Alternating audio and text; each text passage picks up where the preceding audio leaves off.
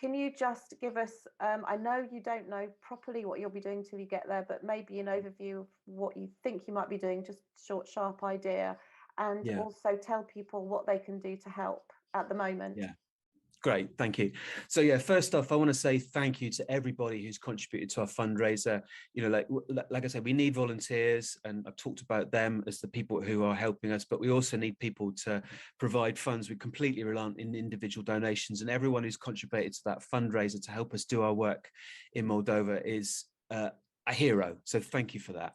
And so what we've said that we would do is we will go to Moldova. Ideally, it could be Romania, but we've identified Moldova as one of those places bordering Ukraine where there is less support than in other countries. So in Poland, and actually in all bordering countries, the civil society and the community response appears to have been brilliant. It's particularly good in Poland, and they've had quite a lot of support. What we want to try and do as a small, flexible organization is go where the need is greatest.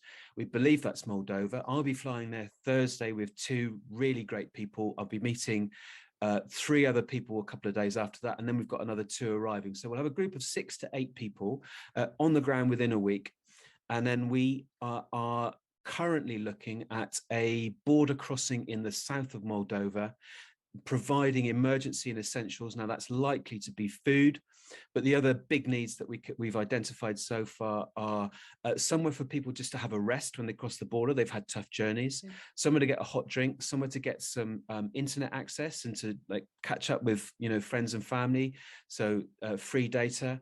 And then the other huge need is transport. A lot of people are crossing the border and then they need to get from there to cities or to other countries, and we're going to see what we can do about that. Safe space is another one. There's an awful lot.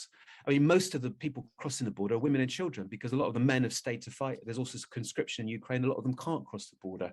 And so there are women and children mostly, but we've also got quite a lot of children because who have been given to extended family to cross because parents are deciding to stay for whatever their reasons are. So there's a huge humanitarian crisis which is ballooning by the day. Is hugely chaotic. So I mean, we're really looking forward to getting there, identifying where we can help the best, and just cracking on, and then we'll just publish as much news as that as possible. That's brilliant, thank you. On that note, you mentioned donations, and I know that you guys are spearheading the concept of not donating goods but donating cash. Can you just quickly tell us what that's about, and just to make sure people get what you're talking about?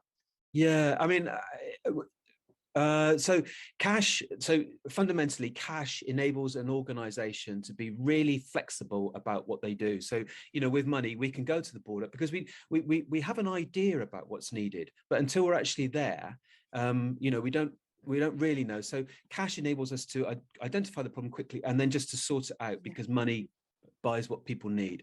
The other thing as well is that what's always been a big deal for us is working with local communities.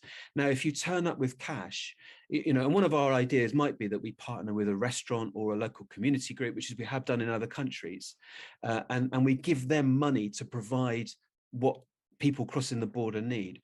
And so you can start investing in the local economy so that it's not stuff coming in and then which has been bought or prepared from elsewhere. The other thing as well is that a lot of what's provided is provided with the best intentions and people caring, people who want to help, but sadly my own view is that a lot of what's stuff that gets donated is stuff that people don't actually want.